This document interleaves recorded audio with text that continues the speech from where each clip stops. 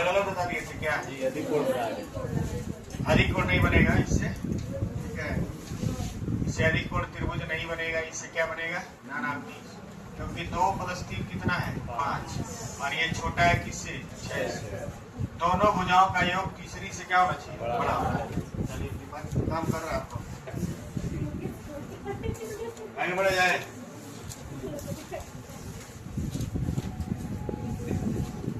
आज हम लोग का टेस्ट होगा, देखिए कौन सा टेस्ट होगा। मैथ का ही कोई टेस्ट होगा।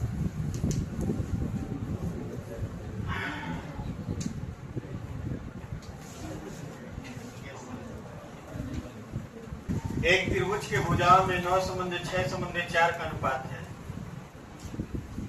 यह किस प्रकार का त्रिभुज है?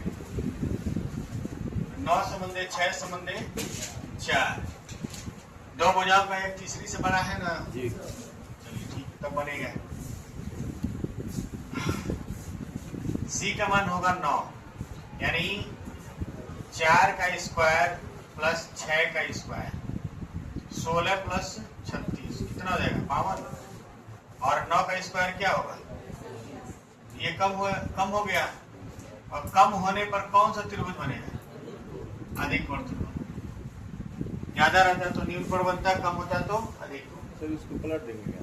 इसको पलट देंगे। बड़े वाले को C लेते हैं, बड़े वाले को क्या लेते हैं? C लेते हैं। C हमेशा बड़ी भुजाओं, ठीक।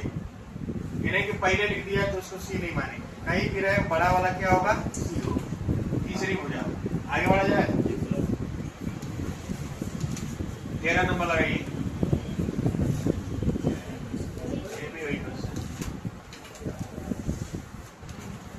बनाइए इसको। एक त्रिभुज के कोणों में 1 संबंध 2 संबंध 3 का अनुपात है। त्रिभुज की प्रकृति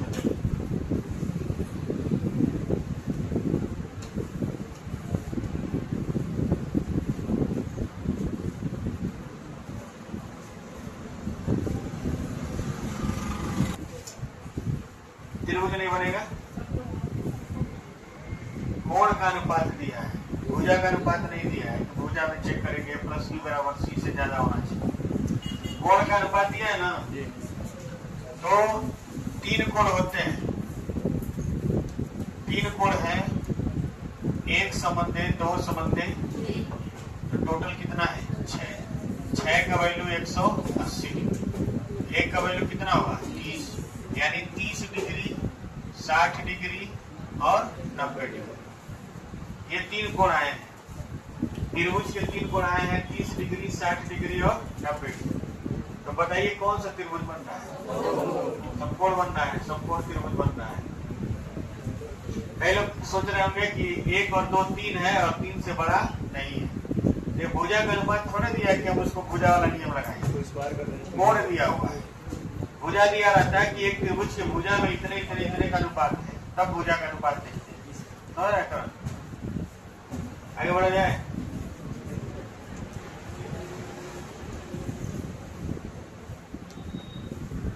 लिखी हुई है तो यहाँ पे ऊपर है ना नीचे।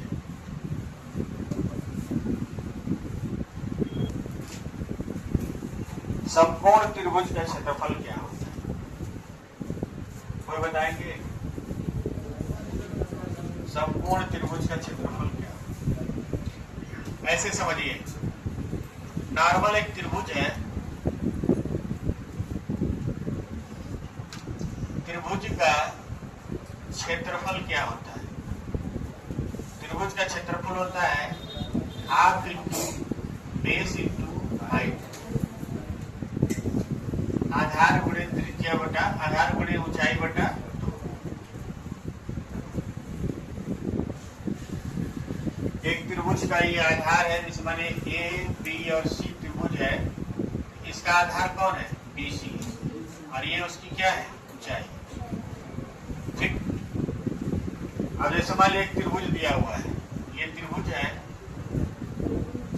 ये 3 है, ये 4 है, और ये मान लीजिए 7 है, और ये जो ऊंचाई दिया है मान लीजिए 5 है।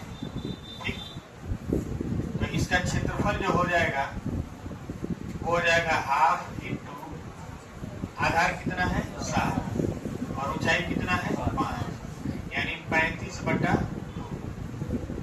आएगा 17.5 वर्ग इकाई, जो भी मीटर हो सेंटीमीटर हो कुछ भी। त्रिभुज के क्षेत्रफल का यह सूत्र होता है। एक त्रिभुज का क्षेत्रफल होता है half into base into height, यानी आधार गुणे ऊंचाई बटा 2। अब एक संपूर्ण त्रिभुज बनाते हैं अपन।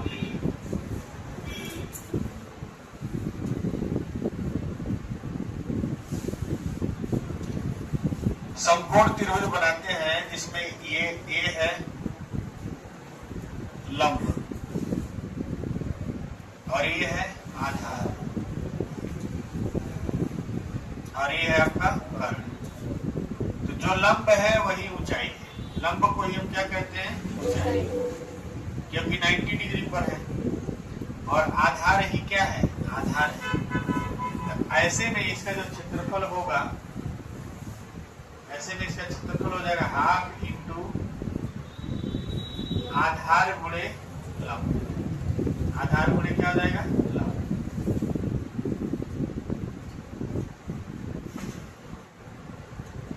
मान लीजिए संपूर्ण त्रिभुज ऐसे दिया हुआ है, इसका लंब 3 है, आधार 4 है और कर्ण कितना है? 5। इसका जो क्षेत्रफल होगा, इसका जो क्षेत्रफल हो जाएगा क्या हो जाएगा? हाफ इंटू 3 इंटू 4 कितना हो जाएगा? 4 3 12/2 कितना होगा? 6 वर्ग इकाई। मीटर दिया होता तो मीटर, सेंटीमीटर दिया तो सेंटीमीटर। बताइए पहले त्रिभुज का लिखिएगा, फिर संपूर्ण का लिखिएगा।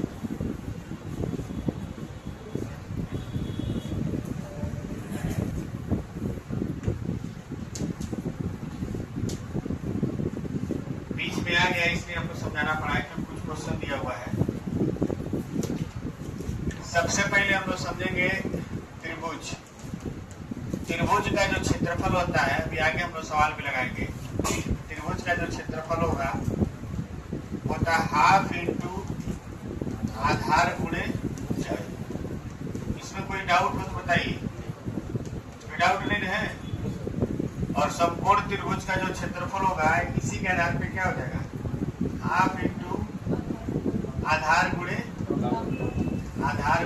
लंब। अब अगर हम लिखते हैं कि समद्विबाहु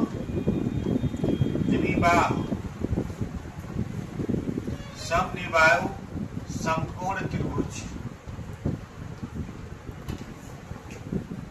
का क्षेत्रफल क्या होगा? मान लीजिए ये संपूर्ण त्रिभुज है जो समद्विबाहु भी है। ये भुजा यक्ष है और ये भी भुजा क्या है? यक्ष। तो ये कितना होगा?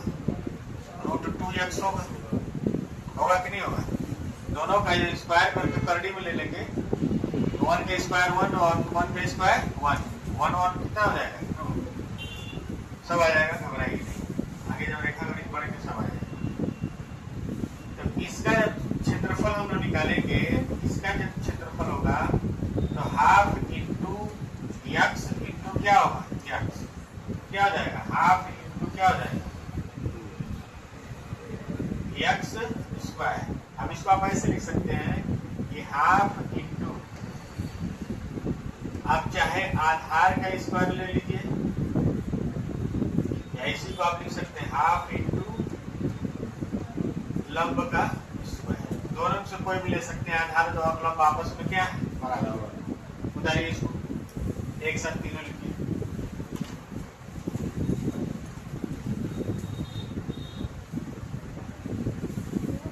बोलिए यस या नो?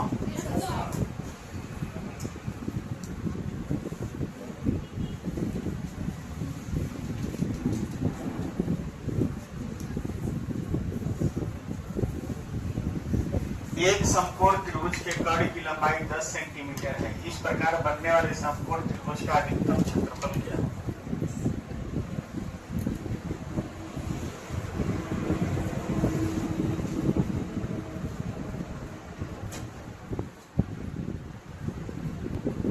और भाई फ्रेंड का नहीं लगाएंगे।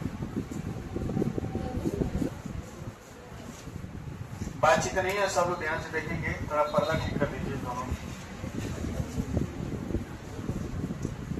मेरी बात ध्यान सुनिए। अभी सवाल को बीच में आ गया तो लगा लिया जाए। एक समकोण त्रिभुज लेते हैं, इसका कर्ण कितना है 10। तो जाहिर सी बात है कि एक समकोण त्रिभुज जिसका कर्ण 10 है उसका आधार 6 और 8 मान सकते हैं। मान सकते हैं कि नहीं मान सकते? बिल्कुल हो सकता है। 10 पर 6 और 8 हो सकता है, 8 और 6 भी हो सकता है। उससे कोई दिक्कत नहीं, दोनों में कोई बदल सकता है। यहाँ पर आप देखेंगे क्षेत्रफल जो है वो हो जाएगा 1/2 × 6 × 8 और ये आ जाएगा कितना 24 वर्ग सेंटीमीटर। कितने लोगों का ये आंसर आया है? कितने लोगों का ये आंसर आया? कम से कम इतना तो सोचे होते। जितने लोगों का ये आंसर आया वो गलत होगा, बात नहीं। जितने लोगों का आंसर 24 आया वो क्या है? गलत। गलत इसलिए है कि कह रहा है कि अधिकतम क्षेत्रफल बताइए। यह जरूरी नहीं है कि यहाँ 10 होते हैं 6 8 ही होगा। अधिकतम क्षेत्रफल कब होता है? अधिकतम क्षेत्रफल तब होता है जब समकोण त्रिभुज समद्विबाहु त्रिभुज होता है।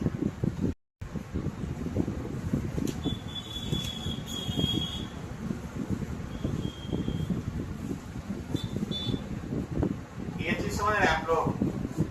ये समकोण त्रिभुज है तो समकोण त्रिभुज होने के साथ साथ ये क्या होना चाहिए? समद्विबाहु होना चाहिए। आधार और लंब आपस में क्या होना चाहिए? बराबर।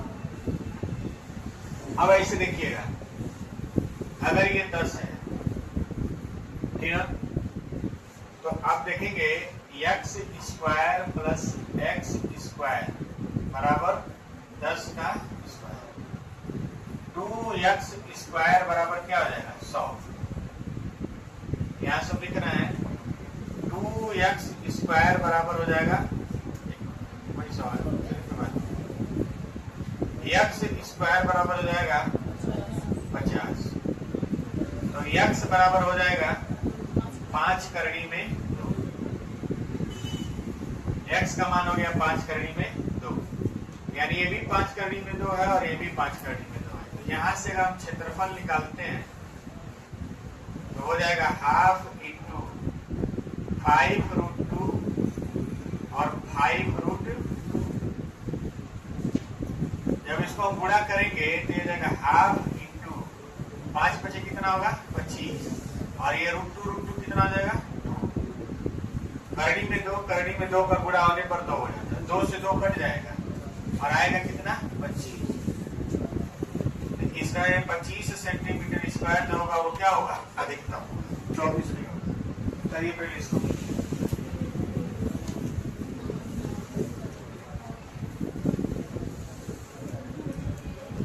समकोण त्रिभुज में अधिकतम क्षेत्रफल तब होगा जब वह समकोण त्रिभुज क्या हो? समद्विबाहु हो। अभी ये समकोण त्रिभुज जब पढ़ाया जाता है उसमें आता तो ज्यादा अच्छा है। अभी मान लीजिए कोई त्रिभुज आपको नहीं पढ़ाया गया है और अचानक से बीच में आ गया, लेकिन समझ गए, अच्छी बात है। आगे बढ़े, लिख लिए सब लोग ना?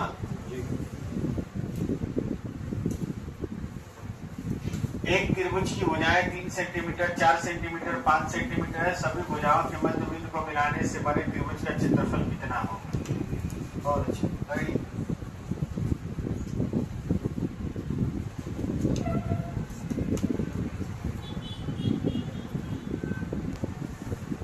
एक सिंपल आपको समझा रहे हैं, ये भी बात नहीं होना चाहिए लेकिन आ गया तो लगाइए।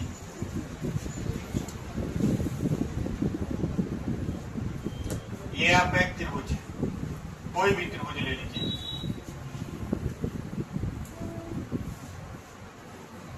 त्रिभुज है और ये त्रिभुज का क्या है? मध्य बिंदु। ये त्रिभुज का मध्य बिंदु है और मध्य बिंदु को मिलाती है। त्रिभुज के मध्य बिंदु को मिलाने से क्या हुआ है? 4 त्रिभुज बन गए। 4 त्रिभुज बन गए ना। ये जो चारों त्रिभुज बने हैं, अगर मान लीजिए इसका पहले वाले का एरिया जो है, अगर पहले वाले का एरिया 4 है तो इन सभी का एरिया कितना हो जाएगा? 1। अगर पहले वाले का एरिया 1 मान लेते हैं तो बाकी सबका क्या हो जाएगा? 1/4। मतलब 4 त्रिभुज में बटेगा, 4 त्रिभुज बनेगा और सबके क्षेत्रफल समान, सबके क्षेत्रफल क्या होंगे? समान।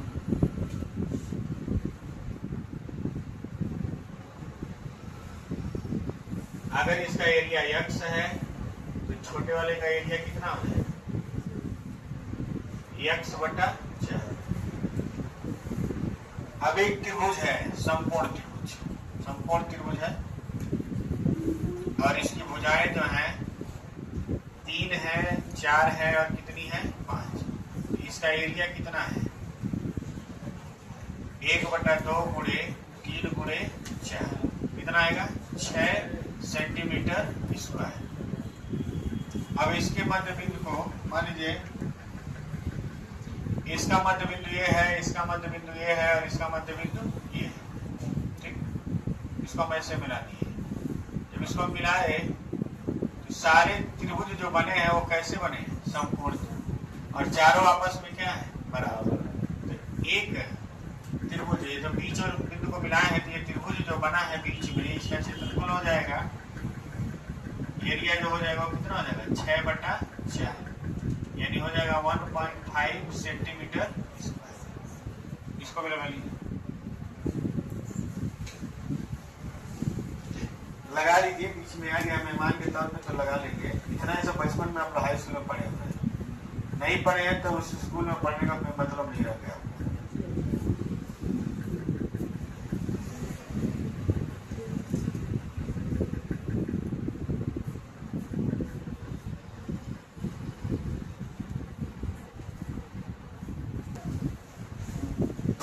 एक समकोण त्रिभुज की भुजा क्रमागत संख्या में है तो उसका क्षेत्रफल क्या होगा? एक समकोण त्रिभुज की भुजाएं क्रमागत संख्या में है, भुजाएं क्रमागत संख्या में है तो उसका क्षेत्रफल क्या होगा? बहुत अच्छा क्वेश्चन है। नहीं लगाइए, प्रश्न कीजिए, लगाइए। एक समकोण त्रिभुज की भुजाएं क्रमागत संख्या में है।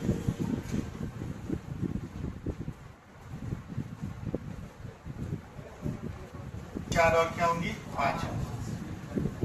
3, 4, 5 होंगी तभी क्रमागत होंगी। तो इसका क्षेत्रफल क्या हो जाएगा? ½ × 3 × 4 कितना आएगा? 6 सेंटीमीटर स्क्वायर। इसके अलावा कोई क्रमागत में नहीं। आगे बढ़ गए, बोलिए।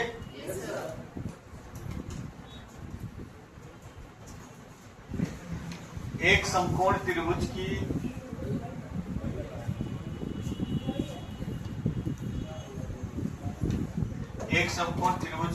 भुजाएं क्रमागत सम संख्या में है।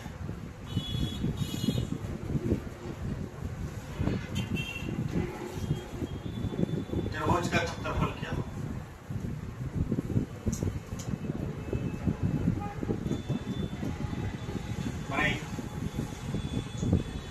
एक समकोण त्रिभुज की भुजाएं क्रमागत सम संख्या में है, त्रिभुज का क्षेत्रफल क्या हो?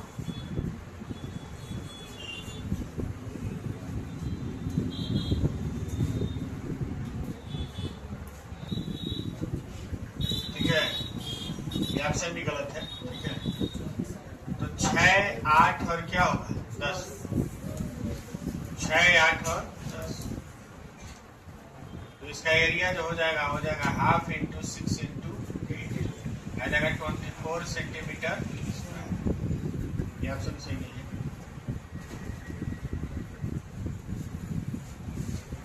आगे बढ़ा जा रहे हैं।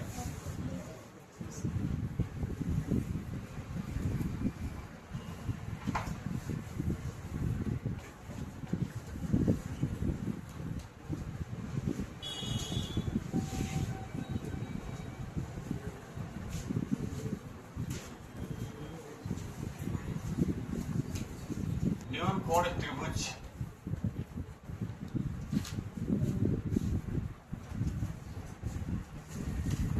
निम्न में से कौन न्यून कोण त्रिभुज की दशा को दर्शाता है?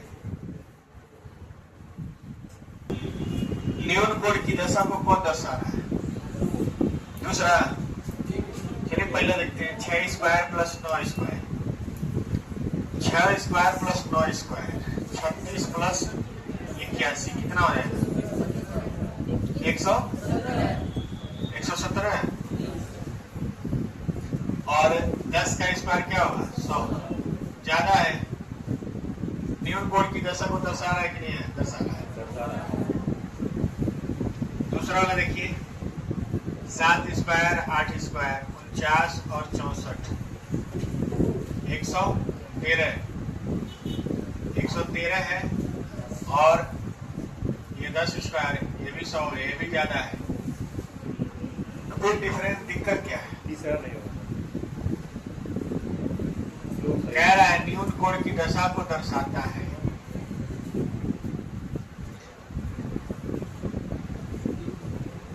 इसको ऐसे होना चाहिए, निम्न में से कौन न्यून कोण की दशा को नहीं दर्शाता? अल्लाह नहीं करेंगे।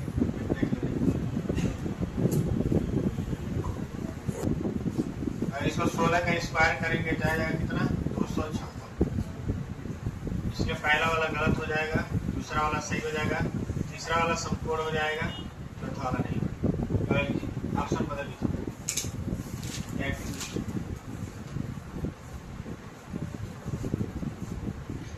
आगे बढ़ा जाए। उसको तीरा घुमा दो। हाँ दूसरा वाला तीरा इधर घुमा दो। हाँ, ये अभी ऐसे हो जाएगा। आगे बढ़े। लगाइए। इस सवाल को आप लोग लगा के, और इसका ऑप्शन गलत है, ठीक है। इसका ऑप्शन XYZ में है।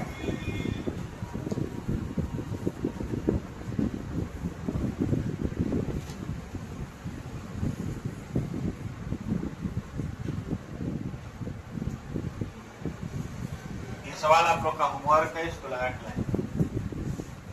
ठीक, देख लीजिए।